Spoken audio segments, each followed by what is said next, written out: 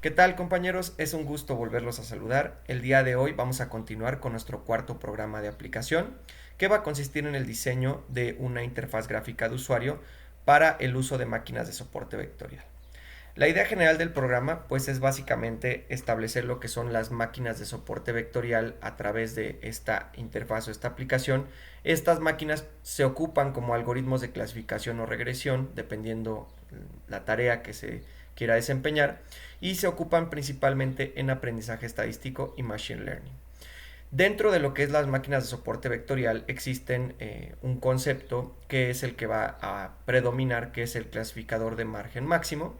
Y a su vez, dentro de este clasificador de margen máximo tenemos lo que es el hiperplano separador.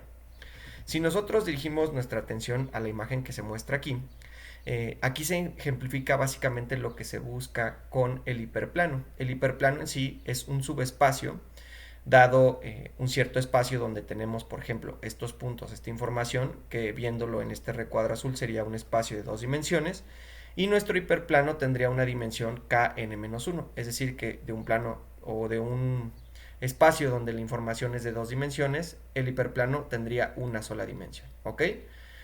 Por ejemplo, en este caso tenemos lo que es la línea recta como nuestro hiperplano separador. Para el caso de tres dimensiones, pues sería un plano convencional.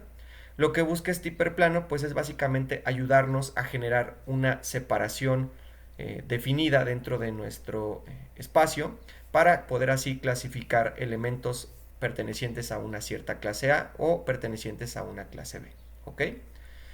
Los elementos que conforman al hiperplano para el caso de dos dimensiones cumplen con esta ecuación que básicamente pues es una ecuación que ya habíamos visto para el caso del modelo de regresión lineal, ya que esto pues es una ecuación de una recta. Entonces todos los elementos que cumplan esta ecuación van a pertenecer a lo que es el hiperplano.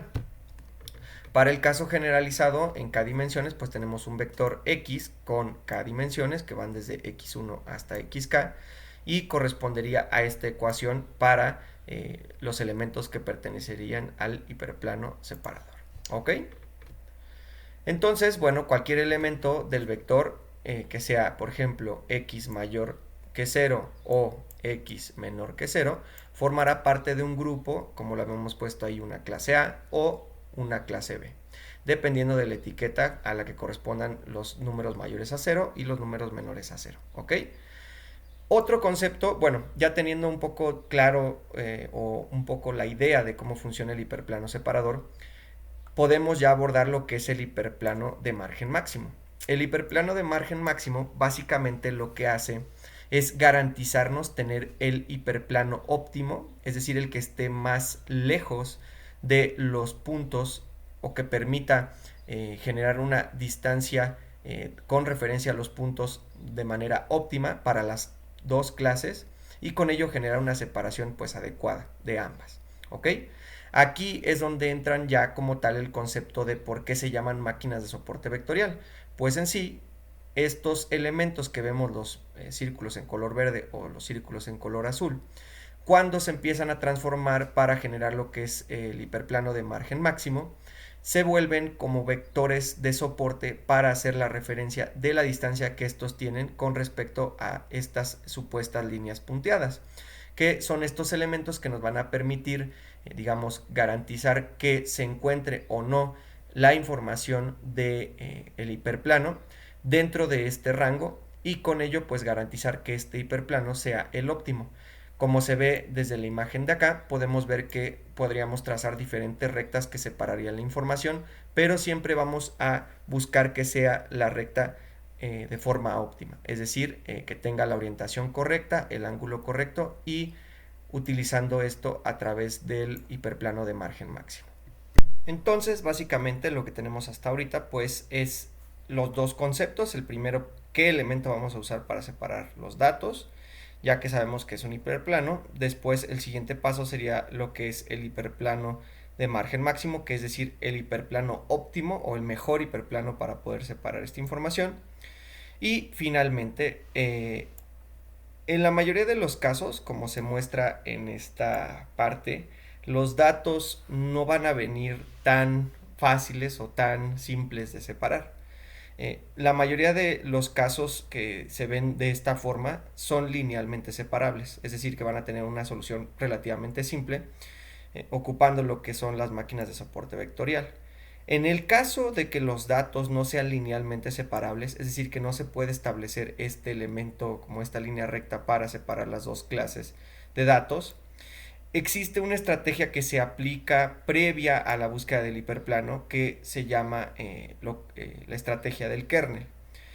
Básicamente lo que consiste esta estrategia es aplicar una cierta función para aumentar la dimensión de los datos de estos elementos que se muestran, por ejemplo, en esta gráfica del lado izquierdo, en el primera instancia en un plano de 2 dimensiones y después ya en un elemento o en elementos de 3 dimensiones.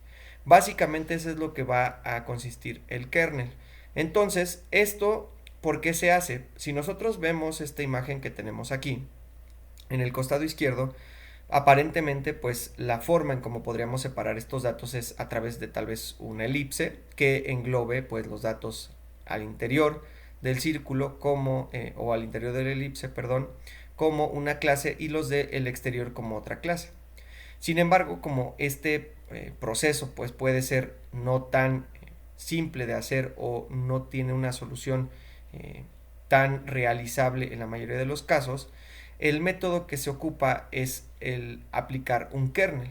En este caso, al aplicar el kernel, lo que hacemos nosotros es aumentamos la dimensión de los datos y empezamos a observar ciertos comportamientos que, por ejemplo, se pueden dar como en este caso, que los cuadros de color rojo tienden a estar en una parte superior de una especie de cono y los datos en color verde, los círculos en color verde, están en la parte inferior del cono.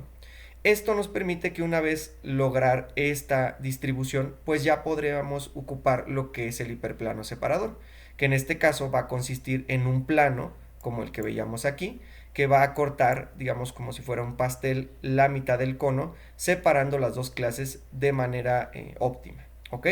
Entonces, básicamente cuando usemos el kernel va a ser que nuestros datos no tienen una solución linealmente separable, le aumentamos la dimensión a estos datos y con esta dimensión o con este aumento de dimensión buscamos encontrar pues ya un patrón distinguible entre una clase y otra.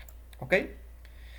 Algunos de los tipos de kernels más populares que se van a encontrar, bueno, pues es el kernel lineal, que básicamente tiene esta descripción, donde tenemos los elementos que conforman a los datos y los elementos con una cierta nueva forma de graficarlos o de manipularlos, más bien sería la palabra, donde nos van a dar a través de esta fórmula un producto punto de los mismos elementos entre sí. Por ejemplo, si se trata de un vector de ciertos elementos, pues este será un vector en una, tal vez un vector renglón y este un vector columna o viceversa, ¿ok? De tal forma que obtengamos un nuevo elemento que va a fungir como la nueva característica o la nueva dimensión de estos datos aunado a sus dimensiones que ya tienen previamente. Es decir, tenemos, no sé, característica de longitud de cancha de fútbol, tenemos ancho de cancha de fútbol y le vamos a agregar una nueva dimensión a través de este kernel que va a ser, por ejemplo, la fisión, ¿no? Entonces, tenemos las dos dimensiones anteriores más la nueva que acabamos de crear, ¿ok? Para el kernel polinomial se aplica una función, digamos, relativamente similar, donde tenemos la parte del producto punto, pero ahora agregamos los elementos, en este caso un parámetro ρ, que es un parámetro libre que lo que hace es generar esta interacción entre los procesos de orden alto y los procesos de orden bajo. Es decir, qué tanto nosotros necesitamos que el kernel sea homogéneo o no. Necesitamos que esté cargado más hacia los elementos de orden alto o más hacia los elementos de orden bajo. ¿Ok? Y la variable d, que es este elemento que se aprecia aquí arriba, se refiere a lo que es la dimensión del polinomio. Tradicionalmente se ocupan entre 3 y 5 dimensiones de forma normal. También aquí normalmente no se recomienda aumentar demasiado las dimensiones del polinomio porque puede generar algunos problemas con nuestra máquina de soporte vectorial. Y finalmente otro de los kernels más usado, que es el kernel gaussiano, tiene esta forma donde se va a establecer lo que es la distancia euclidiana que correspondería a esta parte de aquí, de nuestros elementos, y este kernel tiene también un parámetro que sería este, que corresponde a la finalidad de controlar cómo se comporta el kernel. ¿Esto cómo lo vemos nosotros? Pues básicamente sería la forma en que tendría, por ejemplo, este gorro. Aquí el kernel usado pues es un kernel gaussiano que va a generar una distribución gaussiana, y nosotros a través de ese parámetro podemos generar qué tanto el cono sea tal vez un poco más pronunciado o un poco más, digamos, ancho a través de ese parámetro. Y también, bueno, en este caso podemos optimizar estos métodos, en el caso del kernel gaussiano, con lo que es validación cruzada, como un paréntesis, ¿ok? Vamos a dejarlo hasta aquí, compañeros, y en el siguiente video ya vamos a empezar a abordar lo que es el programa. Acuérdense, siempre les digo, a veces me olvida, pero denle like, compartan, suscríbanse, es completamente gratuito y ayudan bastante al canal. Y también como un tip extra que vamos a ver para el siguiente video es que todos estos o todo lo que corresponde a las máquinas de soporte vectorial lo vamos a hacer a través de scikit-learn, no lo vamos a hacer desde cero. Entonces solamente vamos a ocupar esa paquetería, pero vamos a ver cómo ocuparla y cómo interpretar nuestros datos para que ustedes pues puedan en algún futuro, si quieren utilizar este método de Machine Learning en algún proyecto que tengan, en alguna información que quieran estudiar, pues lo sepan hacer, ¿vale? Entonces nos vemos en el siguiente video.